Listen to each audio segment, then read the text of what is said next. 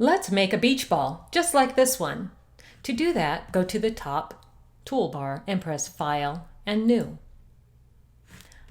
I'm going to set this type to print, points, and RGB. I'm also going to check transparent background. I'm going to make it 1000 by 1000 with a DPI of 300. I don't need to include margins or bleed, and I'll press OK. Next, I'll go to my left-hand toolbar and grab my ellipse tool. Then I'll press and hold Shift and drag and drop for a perfect circle. Next, I'll grab my Move tool and move that circle into place. Now I want my beach ball to be white, so I'll go over to my swatches panel and I'll choose the fill, which is the solid circle, to be white. Now I want the outline to be black, and it is black as I can see here. However, it's not showing up on my document. So I'll go to my stroke panel and I'll see that it's set to 0. I'll change that to 10. Then I'll go to my pressure bar and I will add a node by clicking on the line. And then I'll play with the pressure. I like that.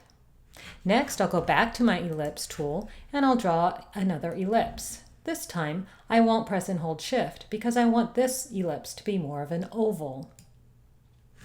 I'll grab my Move tool and move that into place.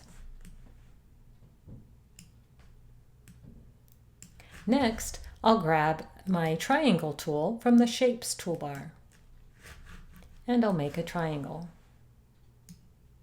Then I'll go to the top toolbar and flip that vertically.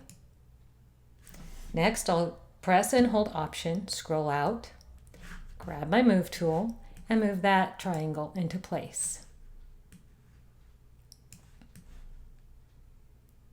Now I don't want my triangle to have such straight sides. So to change that, I'll go to the Context toolbar and press Convert to Curves. Now I can grab the Node tool from the left-hand toolbar, and I have nodes. I can simply drag out the sides of that triangle a bit. Now I want to choose a color for that triangle. So I'll go to my swatches panel and I have my branded colors already up.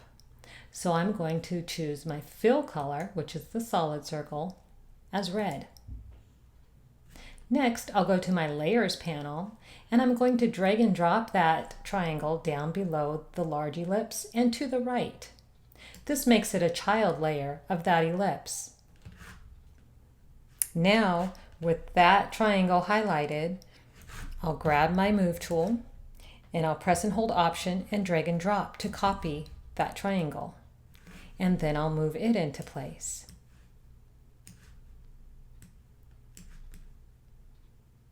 And I want that triangle to be green. Now with that triangle highlighted, I will press and hold Option, drag and drop to copy. And I'll move that triangle into place and make it larger.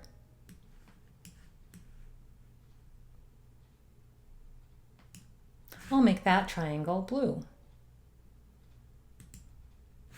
And I'll make the center circle yellow.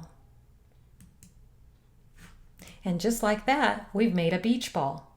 Let me show you how to save it. I'll go up to File, Save As, and I'll save this as beach ball.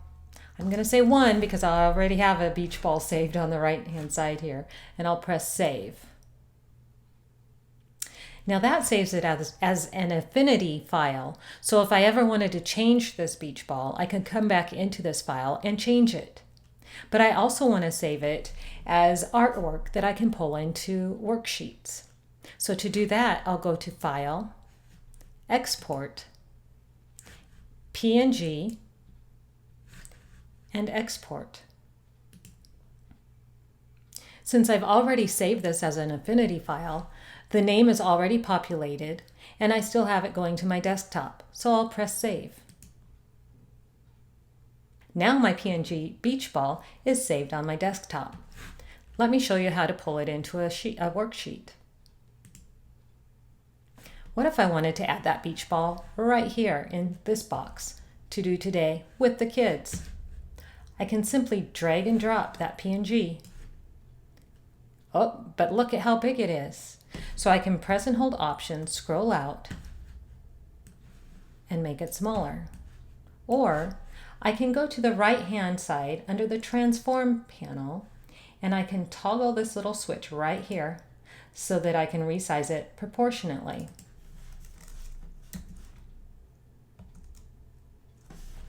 I'll press Option and scroll in and move that into place. As you can see,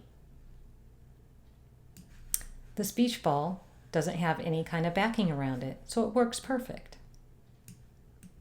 Another thing I'd like to show you is if you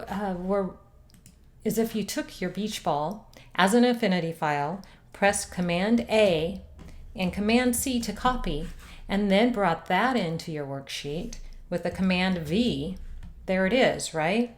But watch this. If I press Option and scroll out and scroll in, it's going to change the ratio. I can do Command Z to change that, but I can press and hold Shift to change it proportionately. However, do you see a difference here? Let me scroll in. The lines have gotten bigger. Now I can change that by going to my stroke and changing the line width. Let's try 5. And it changed it on the outside layers, but not the child layers. I would have to go into those individually to change them. This can be good for artwork that you want to change within your worksheets. However, I often use the PNG format so that I don't have to mess with all of that.